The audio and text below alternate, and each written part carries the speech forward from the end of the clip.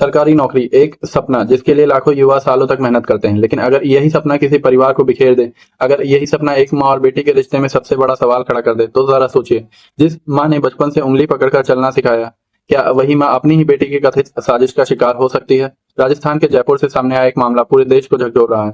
Police का आरोप है कि 23 वर्षीय आयुषी शर्मा ने अपनी मां की हत्या की साजिश रची। वजह के तौर पर पुलिस सरकारी नौकरी और संपत्ति से जुड़े विवाद की जांच कर रही है। अगर ये आरोप अदालत में साबित होते हैं तो यह हाल के सबसे चौंकाने वाले पारिवारिक अपराधों में से एक हो सकता है। लेकिन रुकिए, इस कहानी में एक नहीं कई ऐसे मोड़ हैं जिन्होंने पुलिस की जांच की दिशा बदल दी। शुरुआत एक सड़क हादसे से हुई, लेकिन आगे जो पुलिस के अनुसार सामने आया उसने पूरे मामले को एक अलग ही दिशा दे दी।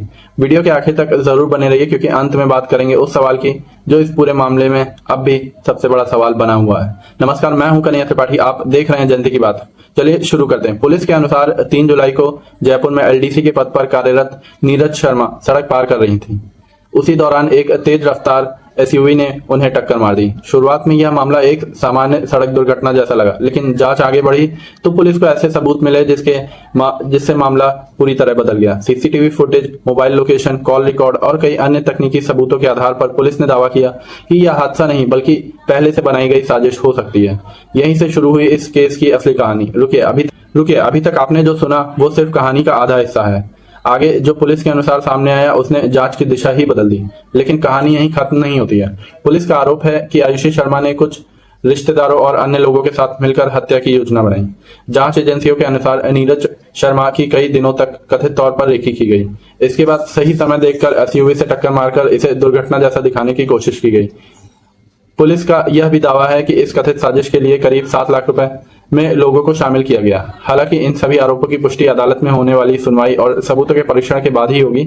अब तक आपने घटना के बारे में जाना, लेकिन अब आते हैं उस सवाल पर जिसका जवाब तलाशने की कोशिश जांच एजेंसियां भी कर रही हैं। आखिर इस कथित साजिश के पीछे वजह क्या हो सकती है?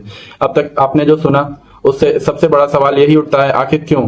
पुलिस के मुताबिक इस मामले के पीछे 2 संभावित कारणों की जांच की जा रही है। पहला, सरकारी नौकरी, दूसरा पारिवारिक संपत्ति।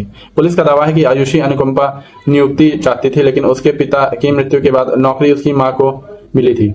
जांच में यह भी सामने आया कि परिवार के भीतर संपत्ति को लेकर भी मतभेद होने की बात कही जा रही है। फिलहाल इन दावों की जांच जारी है, लेकिन इस केस में एक और मोड़ आया। आयुषी के मामा ने आरोप लगाया कि उसके पिता की 2025 में मौत भी संदिग्ध ही थी और उस मामले की दोबारा जांच होनी चाहिए। ध्यान रहे, यह परिजनों का आरोप है। इस संबंध में कोई न्यायिक निष्कर्ष अभी सामने नहीं आया है, यानी यह मामला अभी भी कई सवालों के जवाब तलाश रहा है। अगर पुलिस के आरोप सही साबित होते हैं तो यह सिर्फ एक हत्या का मामला नहीं होगा, उस सोच पर भी सवाल होगा जहां लालच रिश्ते से बड़ा हो जाता है। लेकिन हमें एक और बात नहीं भूलनी चाहिए, भारत के कानून के अनुसार किसी भी आरोपी को तब तक दोषी नहीं माना जाता जब तक अदालत उसे दोषी न करार दे।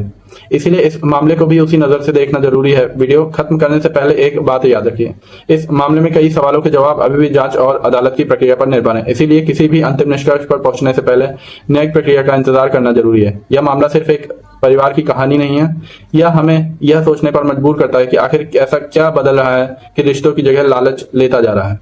आपकी इस पूरे मामले पर क्या राय है? क्या ये सिर्फ एक आपराधिक मामला है या समाज के लिए भी एक चेतावनी? अपनी राय कमेंट में जरूर लिखिएगा। अगर आपको ऐसे ही तथ्य आधारित और गहराई से समझने वाले वीडियो पसंद आते हैं तो जनता की बात को सब्सक्राइब कीजिएगा। मैं मिलता हूं अपने अगले वीडियो में। धन्यवाद दोस्तों, जय हिंद।